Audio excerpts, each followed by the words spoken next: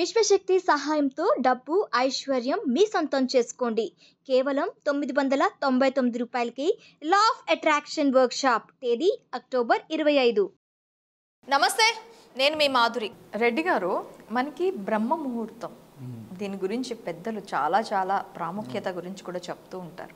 ఆ టైంలో చదువుకునే పిల్లలు చదువుకోవాలి అని చెప్పి ఇంటి ఇళ్ళలు లేచి ఆ టైంలో పూజలు పునస్కారాలకి అమర్చాలని చెప్పి, అసలు బ్రహ్మ ముహూర్తంలో చేయాల్సిన పనులేంటి, చేయకూడని పనులేంటి?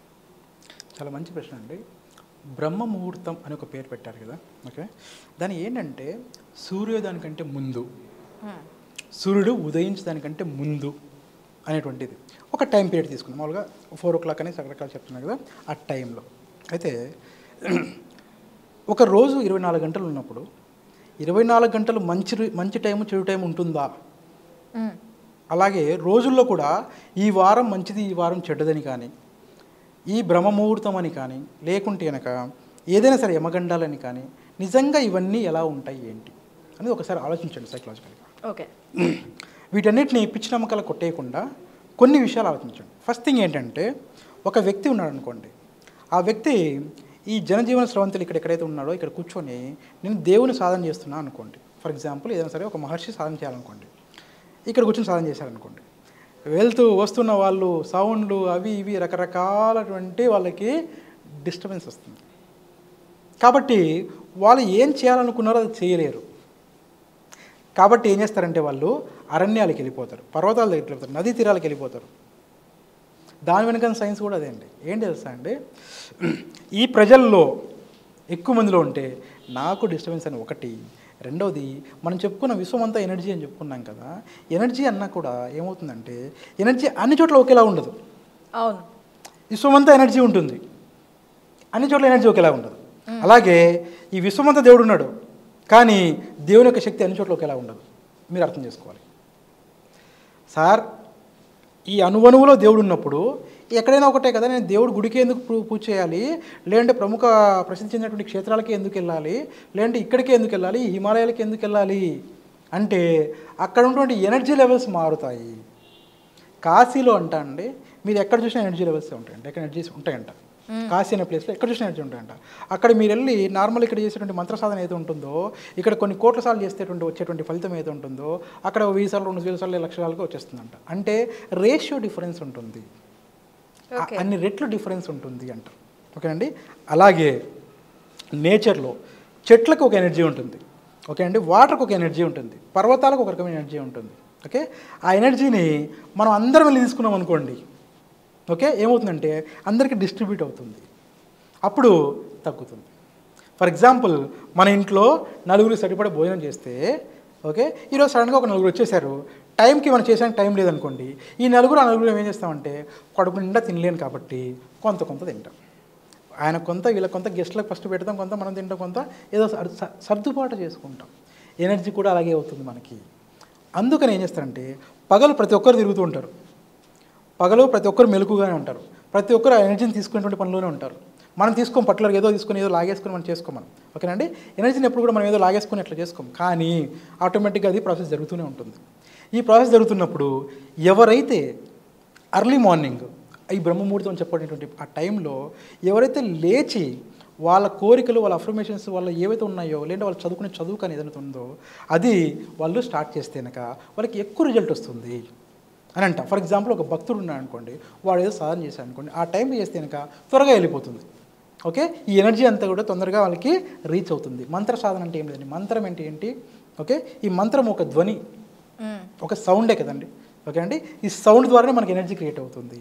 మీరు కావాలంటే కనుక మీ గర్భగుడిలో ఎక్కువ ఎనర్జీ ఉంటుంది, బయట తక్కువ ఉంటుంది అంటారు. కారణం ఏంటంటే అక్కడ మంత్రోచ్చారణ జరుగుతుంది అంటారు. మంత్రోచ్చారణ ఇస్ నథింగ్ బట్ ఎనర్జీ, అంటే ఒక సౌండ్ ఎనర్జీ.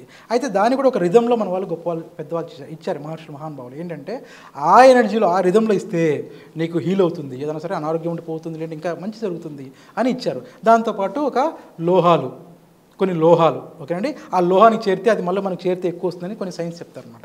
ఇలాగే ఏం చేస్తామంటే ఉదయం పూట అందరూ పడుకున్నప్పుడు కాబట్టి మీరు మెలకుగా ఉంటారు కాబట్టి ఎనర్జీ మొత్తాన్ని మీకు తీసుకునేటువంటి అవకాశం ఎక్కువ ఉంటుంది. అప్పుడు మీ పనులు మీరు ఎంతైతే ఇంకా చేస్తారో ఆ ఇంటెన్సిటీ ఎక్కువ ఉంటుంది, ఎక్కువగా రిసీవ్ చేసుకుంటారు. అఫర్మేషన్స్ కూడా అంతే. విశ్వం కూడా ఏంటంటే మీరు ఇచ్చిన దానికి ఎక్కువ ఇస్తుంది, మీకు త్వరగా ఇస్తుంది. చదువుకునే స్టూడెంట్స్కి అయితే ఏంటంటే ఇది ఇంకొక సైన్స్. చదువుకునే వాళ్ళకి ఏంటంటే వాళ్ళకి మైండ్ అండి సైకలాజికల్గా ఏంటంటే మైండ్ కొంచెం ఫ్రెష్గా ఉంటుంది కాబట్టి చదువుకోమంటారు. అయితే ఇక్కడ ఒక ప్రాక్టికల్ ప్రాబ్లం చెప్తానండి. ఏంటంటే నేను ఎప్పుడైనా ఏమంటానంటే నీ శక్తి ఏంటో నువ్వు తెలుసుకో ఫస్ట్.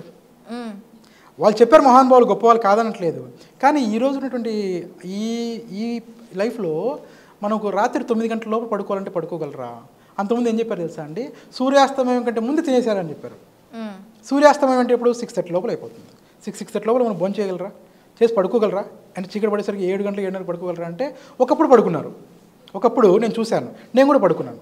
మా తాతగారు మా నాన్నగారు వాళ్ళు నేను చిన్నప్పుడు ఉన్నప్పుడు చాలా చిన్నగా ఉన్నప్పుడు త్వరగా పడుకునేసారు. చీకటి పడ్డ తర్వాత కొంత తక్కువ టైంలో పడుకున్నాం. కానీ ఇప్పుడు కుదురుతుందా ఈ లైఫ్ స్టైల్లో? కుదరట్లేదు. అప్పుడు ఏం చేయాలి నేను అన్నప్పుడు ఏమంటానంటే నీకు కుదిరితే తప్పకుండా చెయ్యి బ్రహ్మ ముహూర్తంలో.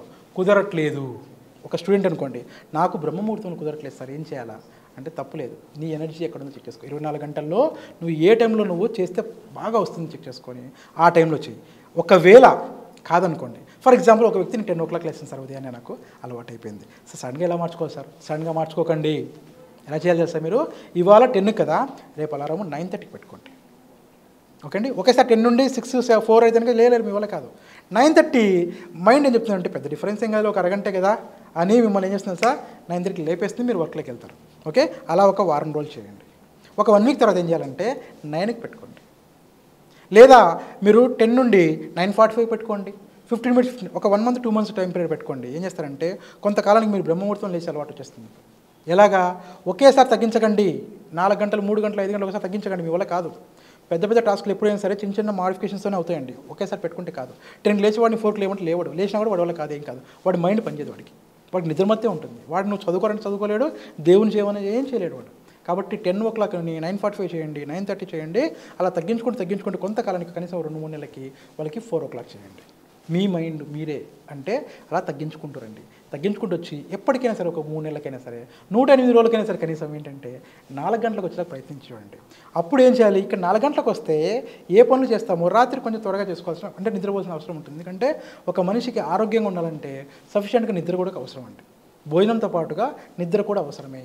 నిద్ర తక్కువైందనుకోండి ఏమవుతుంది తెలుసా, మన మామూలు పరిస్థితుల్లో మిగతా వాటి మీద ఇంపాక్ట్ పడుతుంది. మీరు చేసినటువంటి ఏదైనా క్వాలిటీగా చేయలేరు. కాబట్టి బ్రహ్మముహూర్తం చాలా గొప్పది. కాకపోతే దాంట్లో మీరు ఏం చేయాలంటే మీరు ఆ టైంకి అలవాటు చేసుకోగలగాలి. నాకు ఇప్పుడు లేదంటే చేసుకోండి. ఆల్రెడీ ఉందనుకోండి, ఇప్పుడు ఏం చేయాలి? మీరు ఏం కావాలో అఫర్మేషన్స్ తీసుకొని ఆ గంట లేదా 2 గంటల సేపు దాని మీదనే ధ్యానం చేయండి. మెడిటేట్ చేయమని అంటారు మామూలుగా. ఓకే అండి. మెడిటేషన్ ఇస్ నథింగ్ బట్ ఏంటంటే సింపుల్గా ఏంటంటే అండి మీరు ఒక విషయాన్ని గురించి ఎక్కువగా ఆలోచించడమే మెడిటేషన్ అంటే. ఎక్కువగా ఒక విషయం గురించి చేయడమే. ఓకే అండి. అయితే ఇది శ్వాస ద్వారా చేస్తారు నార్మల్గా. జనరల్గా అంటే శ్వాస కూడా మనం ఏంటంటే రెగ్యులర్గా మనము నిద్రపోతున్నా మన శ్వాస వస్తూ ఉంటుంది పోతుంటుందండి. ఇన్హేల్ అవుట్హేల్ అవుతూనే ఉంటుంది. కానీ ఏం జరుగుతుంది? మీరు అబ్జర్వ్ చేస్తారు అంతే. ఓకే అండి. సో అలాగా మీరు ఆ టెక్నిక్ని మీరు చూసుకొని చేసుకోవచ్చు. ఓకేనా? Thank you.